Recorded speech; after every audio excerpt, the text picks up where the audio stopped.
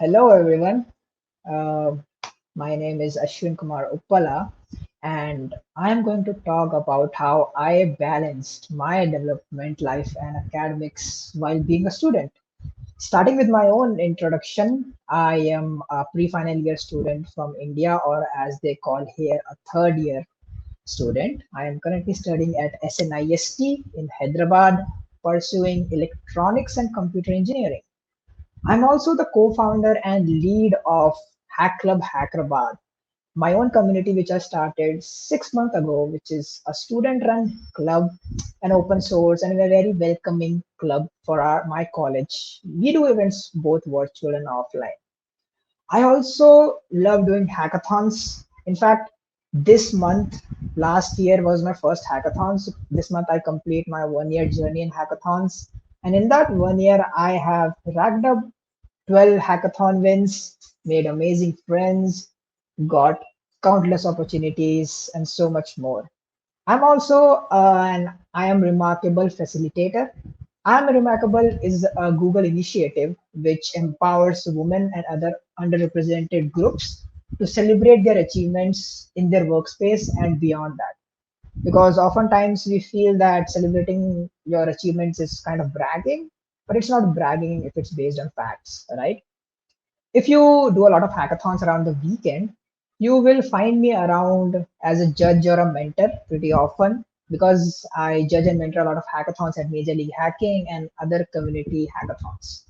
Now, if you want to connect me at the end of this event, just add Ashwin EXC at the end of any social media and you will find me, I promise. GitHub, Twitter, LinkedIn, Polywork. Just add Ashwin EXC at the end of the URL, it will be me. So, in the next 30 minutes, we are going to talk about things which sound pretty unreal, that is time management, a very common issue faced by a lot of students known as the imposter syndrome, and a pretty unexpected topic like meditation. These three are pretty unrelated, and that's why you should know them as a student. So, starting with the first one, how did I manage to do so many things in 1 year as a student? How do I manage time? I follow quite simple principles. It's easier than you think. I follow this principle of time blocking. I think most of you must have heard of it. And if you don't know, it's basically just blocking a segment of time in your daily schedule and doing only one task during that time. How it works, let's take an example. What I'm doing right now is a screenshot of an assumption of a time calendar blocking.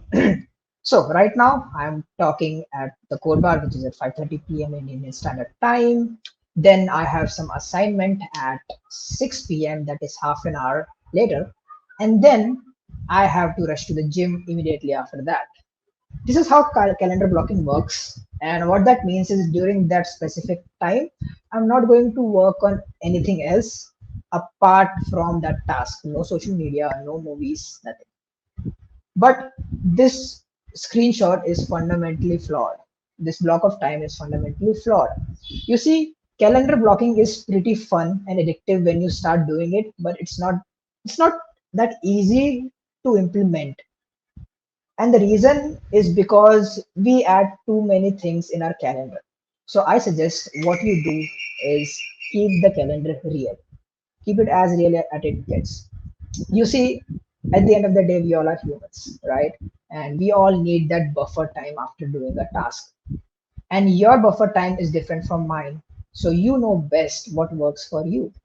If you look back to this day and just compare after what interval of time have you started two tasks, just keep that in mind and add that buffer time between all two tasks. Let me give you an example. In this case, I would add 30 minutes after this talk. I would take a break and then I would start with my assignment. And then I would immediately rush to the gym because I really like fitness. So, in this case, I have added a buffer of 30 minutes because I know that would work for me. It may vary for you. It can be 15 minutes, it can be more. Depending on the task, add buffer times when you're doing calendar blocking. Now, there is a bit of issue here because you see, Codebar Festival, this talk is virtual. So I am spending some screen time. And it turns out the assignment is also on my laptop, so I will be spending screen time. What if in the 30 minutes buffer time, I spend it on social media or movies? Although it is, as I call it, a break, it is counted as screen time and it will physically add stress to me. That can impact my assignment in not such a good way. So it is important that what you add to the break is not similar to your tasks, especially not something like social media is fine, but you need to keep in mind that it's not continuous. For example, in this case, I'm adding consistent 2 hours of screen time, which is not effective. Now, social media is something of, I have believed that it comes daily and I spend a lot of time in it. So what I do is I block the time for social media and other blockers itself. Blockers are the tasks which you feel are not important or urgent, but you have to keep a check on them. So if you treat them as important, if you treat those blockers like important tasks, it will be easy for you to block time. For example, how would I do is like this. I have something called an evening catch up section. In that half an hour, I would do nothing else, but I would check up on emails, check up what's happening on social media, and nothing else. Everything that I would like. This may vary from social media to movies, whatever you like. I have two catch ups, one in the morning, one in the evening. Between them, I would try to avoid as much as I can. What are you doing this way is you're forming a habit of time blocking. You're committing to yourself while giving time to those buffer tasks also. So, treating the not so important tasks as equally as other important tasks is also important when you're following the scheme of time management. Now, how do you work on this on a micro level? Let's say you have an exam approaching. I use a very common technique and a very popular technique known as the Pomodoro Technique. It's pretty popular, and if you don't know, it is basically dividing a big task into small sections. In normal case, it is 25 minutes. So you pick a task, you work for it on 25 minutes. Once you're done, you take a short 5-minute break, and then you repeat this cycle a couple of times. This works great for big tasks like academic exams, theoretical exams, but you keep in mind this may not work for all kind of tasks. For example, programming, where you have to sit for at least more than 25 minutes. So in that case, you might need to reconsider using Pomodoro, or maybe you can modify it for like 45 or an hour per cycle and then have a break of 15 minutes in between. But it definitely helps you grasp as much as you can for the task. But what if you have two tasks, not one, but two equally likely important tasks, and you cannot decide which one to do? In that case, what I have observed is most of the time is spent deciding which one to do first rather than doing or picking any one of them. In this case, I really like this amazing technique known as the Eisenhower Matrix. Now, Eisenhower Matrix will help you prioritize your tasks based on their urgency and on their importance. Here's a graphical representation of how it looks. The columns will tell you how urgent the task is, whereas the rows will tell you how important that is.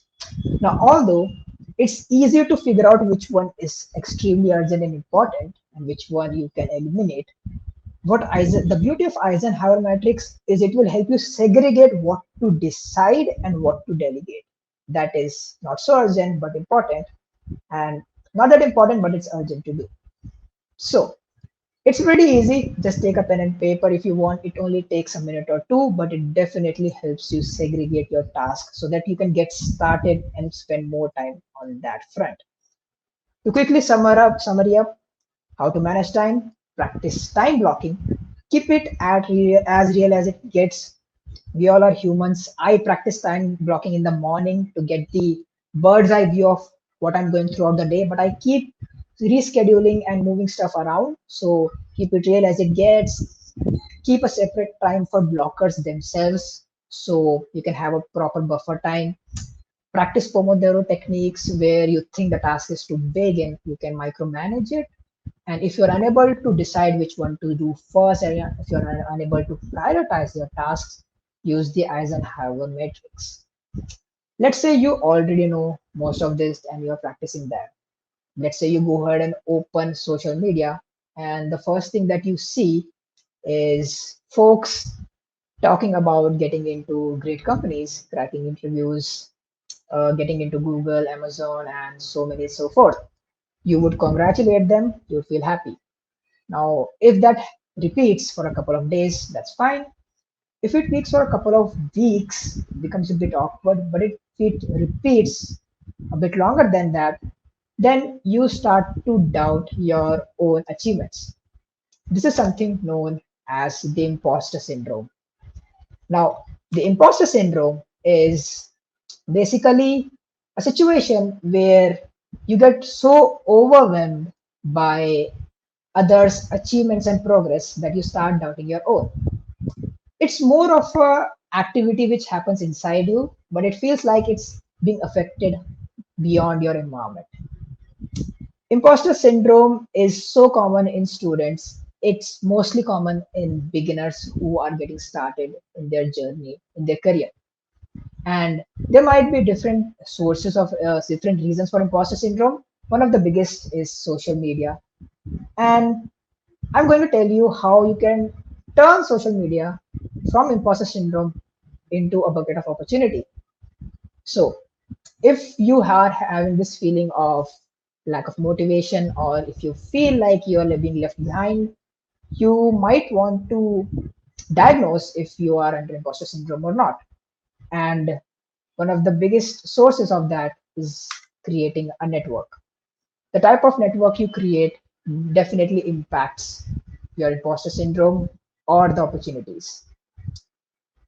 When I started LinkedIn, I was getting a lot of posts on folks getting into great companies, getting into Google, making summer internships, and that would definitely give me a huge imposter syndrome. So what I did in that case was completely refreshed my networks. What I did is I basically believe that a network that you have of folks should add value to you while you also add value to them. So in that case, if you feel like if you have someone in your network who's not basically adding a lot of value to your network, then maybe you need to refresh the network list.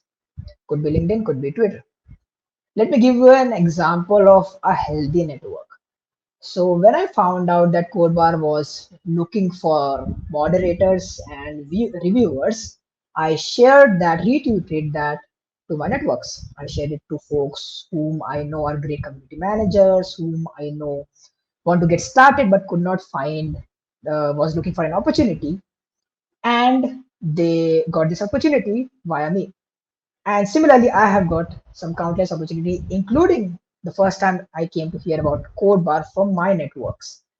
So the advantage of having a healthy network is it will provide you opportunities even when you're not actively looking for it.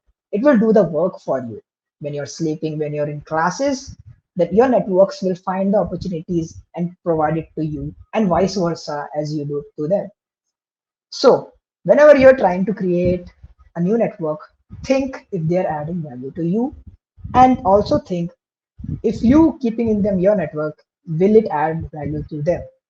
A healthy network is definitely a good way to prevent imposter syndrome. The next one is pretty obvious, is to take a break.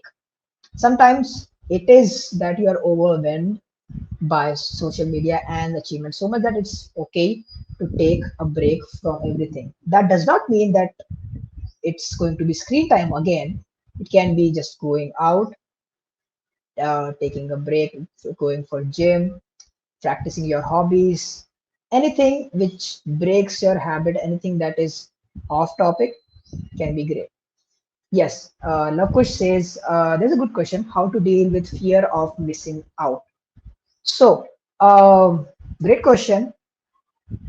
What I would say is if you are having that fear of missing out, it's great to start on something new. It's okay to miss so many opportunities because once you start making a healthy network, you will be bombarded with so many opportunities you cannot accept. So you have to make a choice and definitely take a break. And if you want to deal with that mental stress of fear of missing out, that is what the next segments come. And that has definitely changed a big part of my life. It's meditation. Now, what I said till now can be done by computers and humans alike. We both can schedule our tasks. We both can follow scheduling tasks and we both can manage our networks. But as humans, as social beings, we have a limit to that.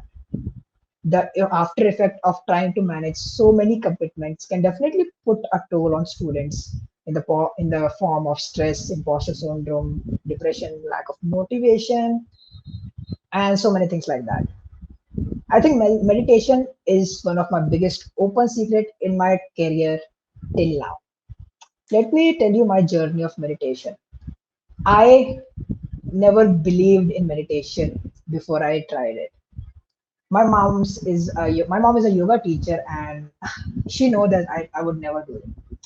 I used to believe that I'm more of a logical person. I still am, but it was difficult for me to believe in spirituality until I did a course by Art of Living, which came to my college, and it was a spiritual and meditation course. I I was surprised why would I do it, and the main reason that I tried meditation is something called as the herd mentality. This is basically following the herd and it runs in our genes. So when I saw my classmates and friends signing up for that meditation course, I thought, why don't give it a try? Because regardless of my interest, it's just curious that my friends are signing up. Let's go ahead and try it. So, if you want to get started in meditation, which I used to believe is for old folks and not for students, in fact, meditation is so much for students, given that as a student life, it's so easy to get stressed. Follow that herd mentality. Grab your friend or friends who are already into meditation or on this path, or maybe join them to do a course, or maybe try something new if you want in meditation. Doing it alone can be a bit difficult. That's why it's always easy to do in groups. The second thing I did was challenge myself. So I was told that if you do something for 40 days, it becomes a habit. If you do it for 90, it becomes a lifestyle. I learned some meditation techniques, some breathing techniques, and I said, you know what, let's try it for 40 days. What's the worst that's gonna happen? Either if it becomes a habit, that's great, and if it does not, it would have broken way before 40 days. And now it's been 3 years and I'm still practicing meditation daily, but the change is a bit slow, similar to how you go to a gym. You go to a gym knowing that you will improve, and it takes a lot of time, but it's gradual. And once you observe that change, it really is fun doing it, especially when someone else points out to you that they could see the change in your lifestyle and behavior. It definitely encourages you to do it more. Let me give you an example of how my mindset changed in a panic situation in a hackathon. So we were doing a hackathon around 3 4 months ago, and we were only few minutes before the deadline, and the demo video was not submitted. Who I was responsible to submit, and the team was kind of panicking, but I wasn't. I knew I would make it in time. I did make it in time, and we won second prize in that hackathon. What changed was my calm mind. I was not really panicking because it really makes a mess when you try to handle a situation with panic, and practicing meditation in the long term really helped me handling situations way more than that.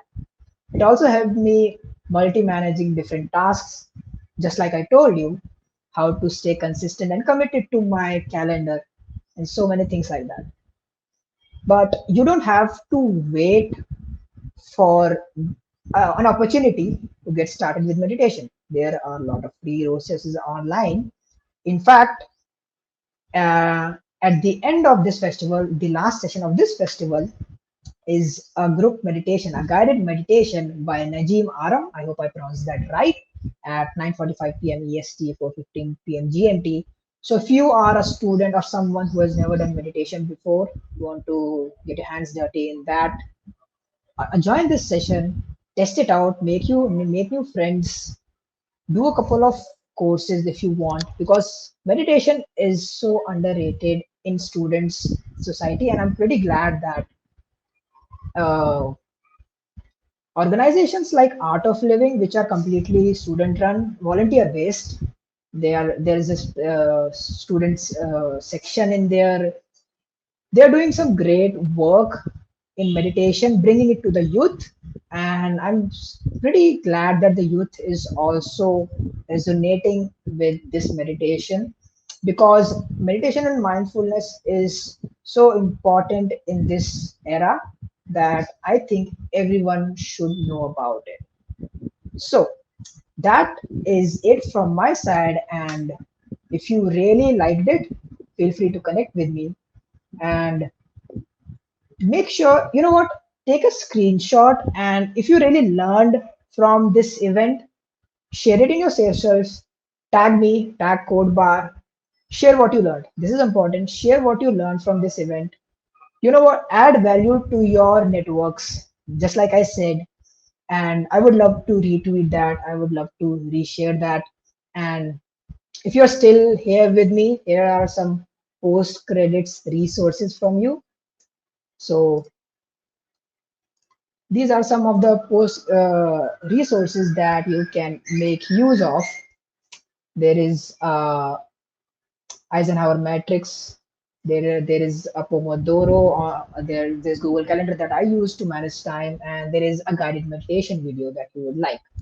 So now we are at the end of the session. Thank you so much for joining. My name is Ashwin Kumar Uppala, and I would take any questions that you have right now. Let's see. Do we have any questions?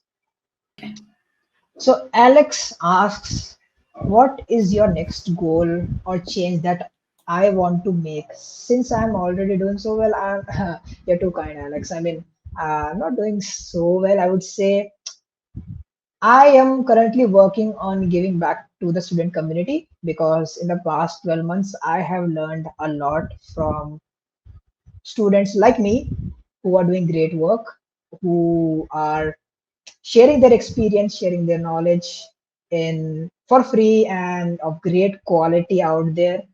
And after learning so much from them, I am also working on that path. That's why I opened my own community to share that experience and knowledge and resources that I have learned back to my juniors, my freshers, and anyone who is willing to learn.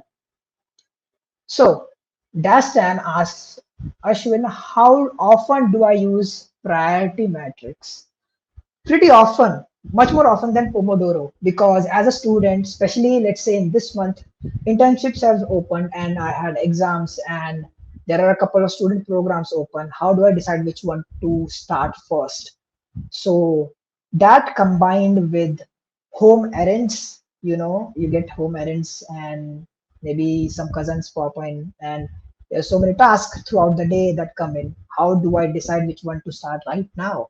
So that's when I use priority matrix and delegate which one requires my immediate attention right now, which one has the least deadline, which one can wait.